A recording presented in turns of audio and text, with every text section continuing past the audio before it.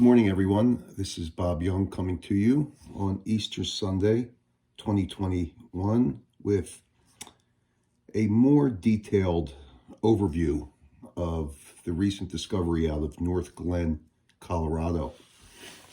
This was an original one-owner collection that I felt deserved a closer look. I did post and went live yesterday, video of the unveiling, but the collection really made me take a seat, because not only did this collection look really good in hand, but it might be a funny thing to say, but they feel like new cars to me. It was a little bit shocking to me to find a collection in this type of overall condition. And I've found some really nice collections over the years, and even more recently over the last couple of years, that have been really nice condition, very similar to this, but this is almost like a step up from a really factory fresh collection. These cars, the paint in lots of instances is very reminiscent of Spectraflame paint and what Mattel was trying to get across back in the 60s and 70s, early 70s, with the color scheme and what they wanted really to project on these cars. It's a hard thing to describe unless you're really in front of these cars, just how clean they are. I mean, the certain colors have that really deep, rich feel to them, like the creamy pink Beatnik Bandit, as you can see. I just want to review some of the highlights here of this collection. I mean, everything's a highlight as far as I'm concerned, but it's a very difficult thing to describe. But I can tell you that these almost appear, I wouldn't say restored, but like they were just pulled off the factory line 50-some years ago. And in this case, 54 years ago is one of the original 16. But if there are any flaws, there's very few in here that have any types of flaws that affect the condition. Here's one of them. It's the orange 36 Ford Coupe. It's got that toning on the sides, both sides. It's not, complete toning or anything like that. It's just spot toning in areas, but that does affect value, but nothing really other than that. The wheels, the base, everything is good in it, but that's only one of a couple cars that really have anything noticeably wrong with it. I mean, there are factory flaws, and there are a tiny bit of paint flaking on a couple cars, and little tiny pinpoint nick here and there, just either from factory or just, the years wearing down on the cars. But just an amazing collection. And you can see all the customs here. Got the red Eldorado with white interior. Got an amazing, the cleanest T-Bird I have ever seen. Now, I'm sure a lot of you going to the conventions and everything see cars very similar with a hefty price tag on it, but finding these things like I do, I've never run across one that has ever looked this good. I mean, it's got some dust on it. I haven't dusted any of these off yet, so you might even be picking up a little bit of artifact here, but I mean, the condition of this T-Bird is just incredible. So here we've got an aqua boss horse, the white interior, just beautiful. Beautiful. A lot of times with these, boss horse, custom Barracuda, sorry. Sometimes with these, you get that little front of the hood wear on these Barracudas. I think it has a lot to do with running through the rod runners back in the day. But, everyone has their opinions. But even the taillights on all these cars are just completely painted. That bright reddish paint on it.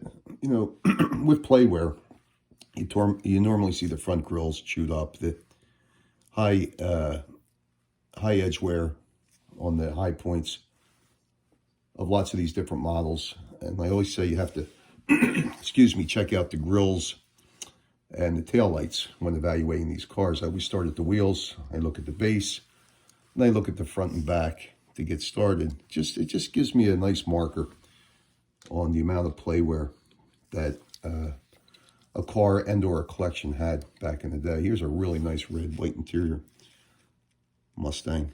Just a beauty. Just a beauty. I don't find them like this in this condition from 68.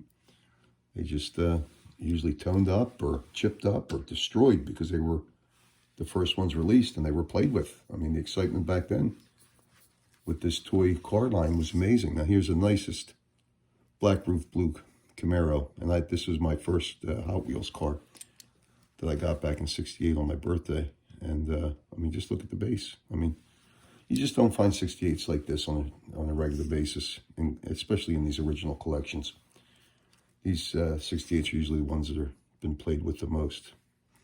But I'm thinking of keeping this collection together as, you know, a piece of Mattel history here on what a really factory fresh collection looks like that you find in the wild.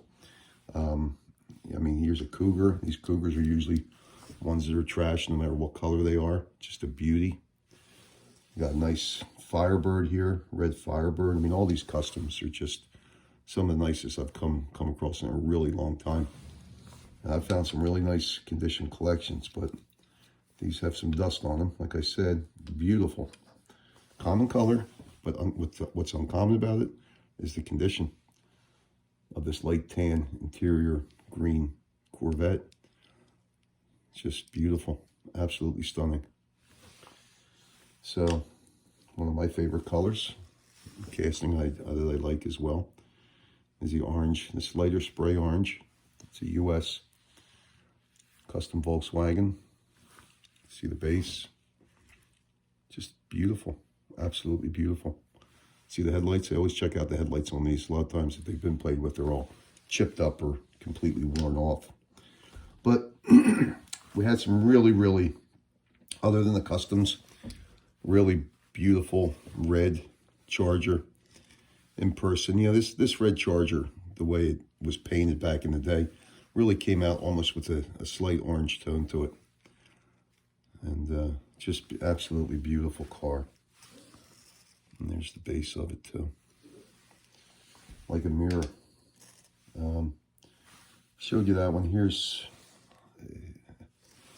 about as nice as a antifreeze python as you're ever going to find. A lot of times these come out with a lot of blotchy toning on them.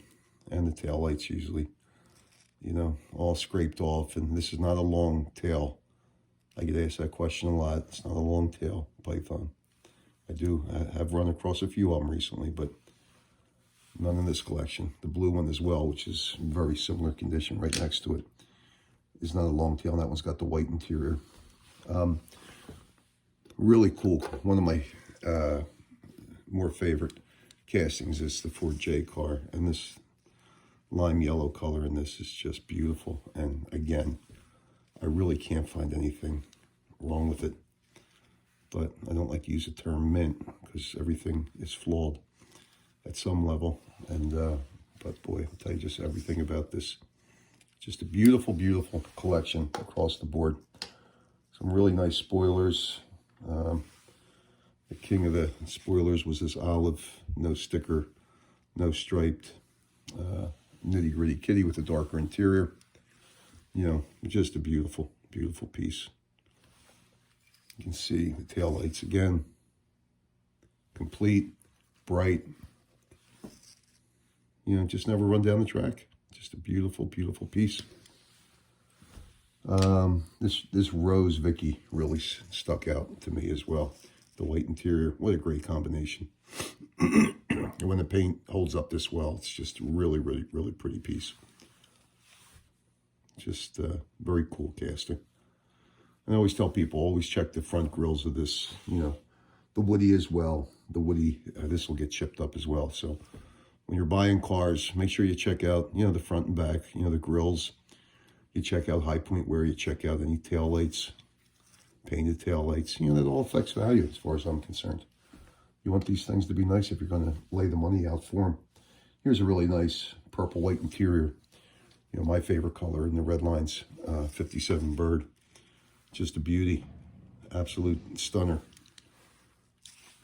So the word that, there's plenty of words that can describe this collection, but I think the most suitable word to describe this overall collection is stunning.